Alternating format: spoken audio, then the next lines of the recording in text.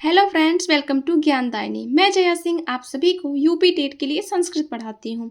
ठीक है, तो आज का टॉपिक है हमारा गुण संधि।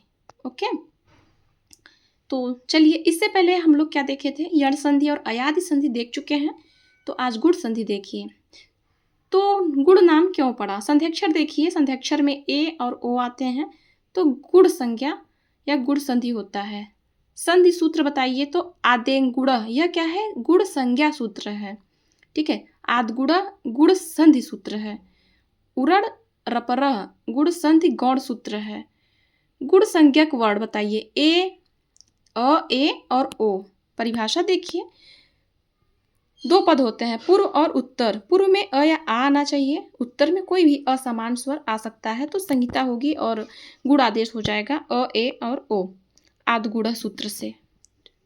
परिभाषा देखते हैं, संधि में दो वर्ण होते हैं, पूर्व तथा उत्तर। यदि पूर्व में अ या आ तथा उत्तर में असमान स्वर हो तो दोनों के स्थान पर गुण का आदेश हो जाता है। विशेष तथ्य देखिए, गुण संज्ञा विधायक सूत्र आतेंग गुण है। क्या है? आदेंग गुण है। ठीक है, गुण संज्ञक वर्णों की संख्या 3 है, अ, ए और ओ। गुण संधि विधायक प्रधान सूत्र आद गुण है। गुण संधि विधायक गौण सूत्र उरण रपरह है। संधि नाम ज्ञात करें, संधि प्लस मतलब विच्छेद प्लस संधि। ठीक है, तो संध्याक्षर में देखिए, प्र, अप, औ और ये उपसर्ग नहीं आने चाहिए। देखिए, संध्याक्षर में ए और ओ होते हैं जब, तो ए कब होता है? अ या आ के बाद जब ई या बड़ी ई आए तो क्या होगा? और सार्थक हो, सार्थक अर्थ के आधार पे ही होना चाहिए, सार्थकता के आधार पर ए होगा। ओ कब होगा? जब अ या आ के बाद उ या बड़ा उ आए तो ओ होगा, वो भी सार्थकता के आधार पर। ठीक है, और इसमें संधि गुण संधि होगी। ठीक, तो चलिए इसके कुछ उदाहरण देख लेते हैं। एक तरफ होगा शब्द, दूसरी तरफ होगा विच्छेद। रमेश में कौन सी संधि है, कैसे विच्छेद करेंगे? रमा प्लस ईश बराबर रमेश। सुरेश, सूर प्लस ईश बराबर सुरेश। महेश, महा प्लस ईश बराबर महेश। और सूर्योदय, तो सूर्य प्लस उदय बराबर सूर्योदय। उसके बाद आता है रामेश्वर, राम प्लस ईश्वर बराबर रामेश्वर। ठीक, दिनेश, दिन प्लस ईश बराबर दिनेश। ठीक है, और उसके बाद आइए देखिए प्राप्तोदक, प्राप्त प्लस उदक बराबर प्राप्तोदक। महोष्मा, महा प्लस उष्मा बराबर महोष्मा। महोर्जा, महा प्लस ऊर्जा बराबर महोर्जा। जलोर्मी, जल प्लस उर्मी बराबर जलोर्मी। ठीक, उरण रपरह। ठीक है, तो परिभाषा क्या होगा? संध्याक्षर में अर और अल होगा, ये जो अलग से हमने पढ़ा था उरण रपरा, इसमें अर और अल आएगा।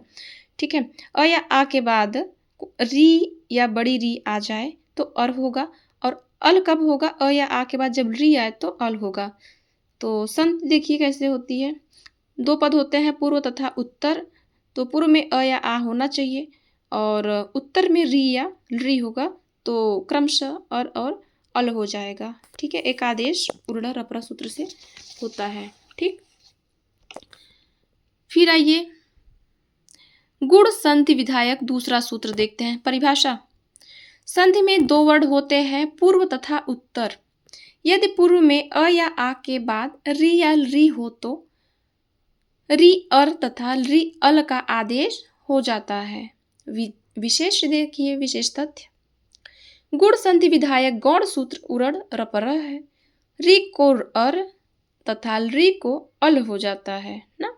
उदाहरण देख सकते हैं। उदाहरण, एक तरफ शब्द और दूसरी तरफ विच्छेद।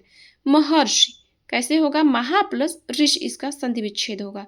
देवर्षि का संधि विच्छेद क्या होगा? तो देव प्लस ऋषि। ठीक है, सप्तर्षि, सप्त प्लस ऋषि होगा। कृष्ण प्लस रिद्धि होगा। तवलकार का क्या हो जाएगा? तो तव प्लस ऋकार हो जाएगा। तो फ्रेंड, यहाँ पे गुण संधि टॉपिक संपन्न होता है। ठीक है, कल हम कोई नेक्स्ट संधि पढ़ेंगे, तो मिलते हैं नेक्स्ट क्लास में। तब तक के लिए जय हिंद।